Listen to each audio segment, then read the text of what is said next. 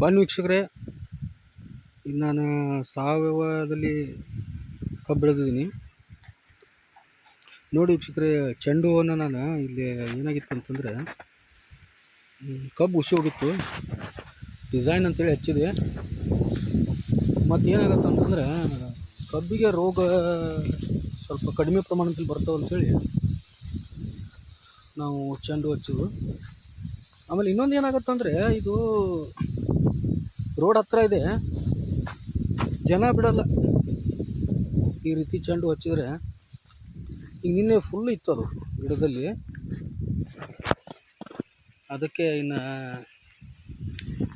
ಇದರಲ್ಲಿ ಕಟಿಂಗ್ ಮಾಡ್ಕೊಂಡು ಮನೆಗೆ ಒಯ್ಬೇಕು. Okay friends.